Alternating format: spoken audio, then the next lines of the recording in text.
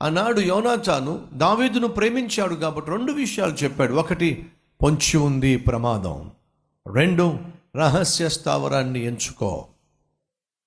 నువ్వు నిజంగా నీ తమ్ముడిని కానీ, నీ అన్నను కానీ, అక్క చెల్లిని కానీ, భర్తను కానీ, భార్యను కానీ, కుటుంబ సభ్యులు ఎవరినైనా, స్నేహితునైనా ప్రేమిస్తున్నట్లయితే తెలియచేయి, పొంచి ఉంది ప్రమాదం. నువ్వు నమ్మినా నమ్మకపోయినా, అంగీకరించకపోయినా ప్రమాదం పొంచి ఉంది.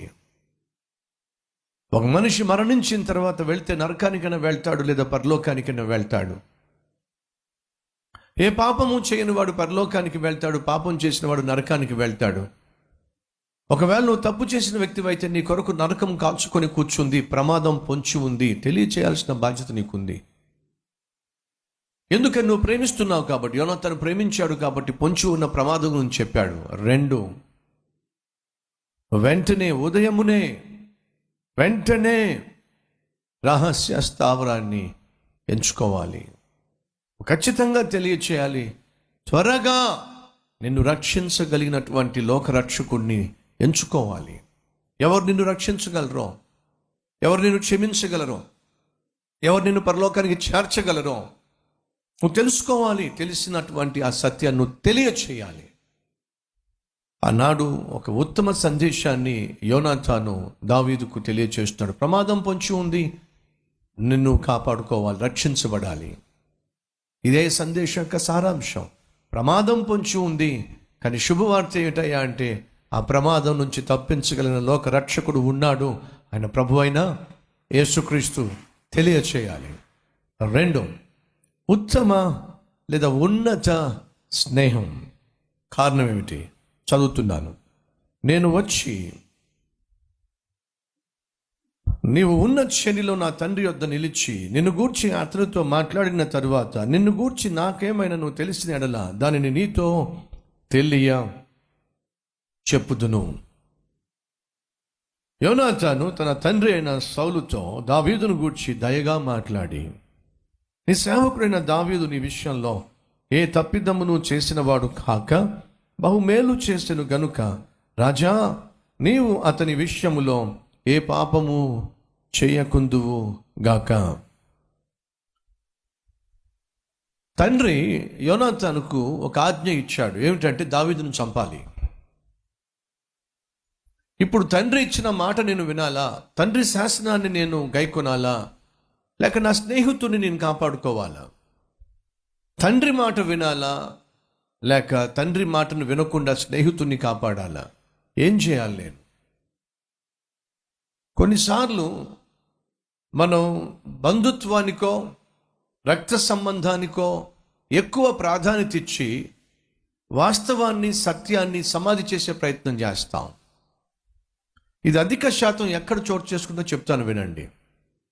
ఒక సహోదరుడు నాతో పాటు కారులో వస్తున్నాడు. బ్రదర్, మీరు చెప్పండి బ్రదర్. ఏం చెప్పమంటారు? మీరే సత్యం ఏంటో చెప్పండి, న్యాయం చెప్పండి. ఏమిటది? నేను దూర ప్రాంతంలో ఉంటూ, నేను నా భార్య దూర ప్రాంతంలో ఉంటూ, ఏ ప్రాంతం నుంచి వచ్చామో ఆ ప్రాంతంలో స్థలం కొనుక్కున్నాం. స్థలం కొనుక్కున్న తర్వాత ఆ స్థలంలో ఇల్లు కట్టుకోవాలని ఆశపడ్డాం. నా భార్య యొక్క తమ్ముడు అక్కడ ఖాళీగా ఉంటున్నాడు కదా అని చెప్పి నా భార్య సలహాతో, సహాయంతో అతనికి డబ్బులు పంపించి ఇల్లు కట్టమన్నాం. నేను పంపించిన డబ్బులతోనే అతడు ఇల్లు కట్టాడు. అలా ఇల్లు కడుతున్నప్పుడు ప్రతి నెల అతనికి జీతం కూడా నేను ఇచ్చేవాడిని. ఎందుకంటే అతనికి బ్రతుకుదెరువు ఉండాలి కాబట్టి. సో ఒక మేనేజర్కో, లేకపోతే ఒక కాంట్రాక్టర్కో, లేకపోతే ఒక మేస్త్రికో ఏ విధంగా నేను డబ్బు ఇచ్చి ఇల్లు కట్టించుకుంటాను, అలాగే నా బావమరిదికి డబ్బులు నెలకింతని జీతం ఇచ్చి ఇల్లు కట్టమన్నాను. ఇల్లు కట్టాడు. ఇల్లు కట్టిన తర్వాత ఆ ఇంటికి తాళం వేసి నాకు ఆ కీస్ పంపించు, లేదంటే నేను ఎవరికైనా రెంట్కి ఇస్తాను, కనీసం నాకు రెంట్ అన్నా వస్తుందని చెప్పేసి తన బావమరిదికి చెప్పాడట. ఆ బావమరిది కబురు పెట్టాడు. ఏమిటంటే, ఇల్లు కట్టింది నేను, ఆ ఇంట్లో నేనే ఉంటాను. ఇల్లు కట్టింది నువ్వే కానీ కట్టించింది నేను కదా. కట్టించింది నువ్వే కానీ కట్టింది నేను కదా. మీకు అర్థమవుతుందా తెలుగు భాష? బావమరిది అంటాడు కట్టించింది నువ్వే, కట్టింది నేను. బావ అంటాడు కట్టింది నువ్వే, కట్టించింది నేను. డబ్బులు పంపించింది నేను, కట్టించింది నేను, జీతం ఇచ్చింది నేను, కట్టింది నువ్వు. నువ్వు వెళ్ళి నా ఇంట్లో ఉంటానంటావేమిటి? అదంతే. ఏదంతే? ఇది ఎలా న్యాయం అవుతుంది? అప్పుడు భార్య దగ్గరికి వచ్చి, ఇప్పుడు నేను ఒకవేళ గట్టిగా మాట్లాడితే నాకు మీ తమ్ముడికి రిలేషన్ పాడవుతుంది. బావమరుదుల మధ్య రిలేషన్ పాడవడం ఎంతవరకు సమంజసం? మనం కష్టపడి ఇల్లు కట్టడానికి డబ్బులు పంపించాంగా. అవునండి, నేను పంపించిన డబ్బులతోనే మీ తమ్ముడు ఇల్లు కట్టాడు కదా, అది కూడా కరెక్టేనండి. ఇప్పుడు ఆ ఇంటిని ఎవరికైనా రెంట్కి ఇస్తే మనకి నెల ఇంతనే వస్తుందిగా, కరెక్టేనండి. మరి మీ తమ్ముడు ఏమిటి, ఆ ఇంట్లో నేనే ఉంటాను, నేనే కట్టాను, నా ఇల్లు అన్నట్టుగా మాట్లాడుతున్నాడు. అది ఎంతవరకు న్యాయం? దయచేసి మా తమ్ముడు విషయంలో నన్ను ఏం అడగండి. అదేమిటి అలా మాట్లాడతావు? మీరు మాట్లాడుకోండి, మధ్యలోకి మాత్రం నన్ను లాక్కండి. అబ్బో, ఏంటంట? తమ్ముని విషయంలో మాత్రం మధ్యలోకి లాక్కూడదంట. ఆ సహోదరుడు వచ్చి అంటాడు, బ్రదర్, బంధుత్వం ఉండదు తప్పు కాదు, కానీ వాస్తవం వైపు ఉండాలిగా. నా భార్యని అంటున్నాను, ఇదేమిటే, నీ తమ్ముడికి నేను జీతం ఇచ్చాను, ఇల్లు కట్టమన్నాను, ఇల్లు కట్టిన తర్వాత రెంట్ అన్నా పంపించాలి, రెంట్ కన్నా ఇల్లు ఇవ్వాలి, రెంట్ నాకు పంపించనంటాడు, రెంట్కి ఇల్లు ఇవ్వనంటాడు, ఆ ఇంట్లో నేనే ఉంటానంటాడు. ఇది ఎలా ధర్మం? మీ ఇద్దరి మధ్య మాత్రం నన్ను లాక్కండి. మా అన్న చాలా మంచివాడు అని అర్థం ఏమిటి? దుర్మార్గుడు నువ్వే. మా అన్న చాలా మంచివాడు కాబట్టి మీ ఇద్దరికి మధ్య మాత్రం నన్ను లాక్కండి. అతను అంటాడు, బ్రదర్, బంధుత్వం ఉండాలి కానీ కళ్ళ ముందు అన్యాయం జరుగుతున్నప్పుడు ఆ బంధుత్వాన్ని కాపాడుకునే ప్రయత్నం చేస్తూ అన్యాయాన్ని పెంచి పోషిస్తే ఎలా చెప్పండి బ్రదర్? కానీ యోనాతాను ఆ జాతికి చెందినవాడు కాదండి. వాళ్ళ నాన్న తనను పిలిచి, యోనాతానో, నీకు పని చెప్తున్నా, ఎన్నానా, చంపేసేయి. ఎవరిని? ఆ దావీదును చంపేసేయి. సేవకులందరితో అంటున్నాడు, మీరందరూ వింటున్నారుగా, చంపేసేయండి. గతంలో సౌలు లోపటే పగ పెంచుకునేవాడు, లోపటే దగ, ద్రోహము, దుశ్చర్య ఇవన్నీ కలిగి ఉన్నాడు. ఆ లోపలున్న పగ, పైత్యము బయటకు వచ్చేసింది. జాగ్రత్త సహోదరి సహోదరా, లోపట పాపాన్ని, లోపట పగను, లోపట పైత్యాన్ని నువ్వు పెంచుకుంటూ ఉంటే అది ఏదో ఒక రోజు బయటకు వచ్చేస్తుంది. కట్టలు తెంచుకొని బయటకు వచ్చేసిందండి.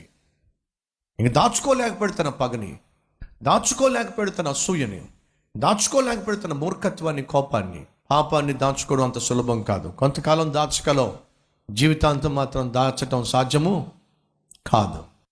విషయం అర్థం చేసుకున్న యోనాతాను మౌనంగా ముందేం చేశాడో తెలుసా?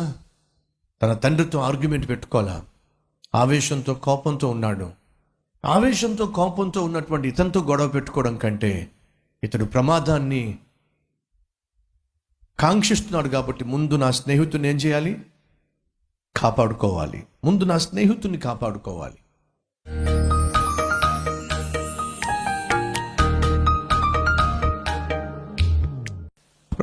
ప్రభా నాకు క్షమాపణ దయచేయి, నా హృదయంలో మార్పు దయచేయి, శాశ్వతమైన మార్పు దయచేయి. అయ్యా, నువ్వు మమ్మలను ప్రాణంగా ప్రేమించావు. పాపముల చేత, అపరాధముల చేత చావనై ఉన్న మమ్మలను రక్షించడానికి ప్రాణాలకు తెగించావు. అది వాస్తవం, సత్యం. నీవు శిలువలో మరణించడం ద్వారా ప్రతి పాపిష్టి మనిషికి నిత్య జీవము, పాప క్షమాపణ దొరికింది. ఆ సత్యాన్ని అంగీకరిస్తే సంతోషం, రక్షణ, ఆనందం. ఈ వాస్తవాన్ని గ్రహించి పాపము నిమిత్తం పశ్చాత్తాపడి వాటిని విడిచిపెడితే నాయనా నిత్య జీవం. ఆ నిత్య జీవాన్ని పొందుకునే ప్రక్రియలో అనేక మారులు నాయన పై పశ్చాత్తాపాన్ని మాటిస్తున్నాం కానీ మాట నిలబెట్టుకోలేకపోతున్నాం. నన్ను మమ్ములను క్షమించయ్యా. నీకు ఇచ్చిన మాట, మనుషులకు ఇచ్చిన మాట తప్పకుండా అయ్యా నా జీవితాంతం వరకు మాట మీద నిలబడే నిన్ను మహిమపరిచే, నీకు సాక్షులుగా నీ బిడ్డలుగా జీవించే మహాకృప దయచేయమని యేసు నామం పేరట వేడుకుంటున్నాం తండ్రి. ఆమేన్.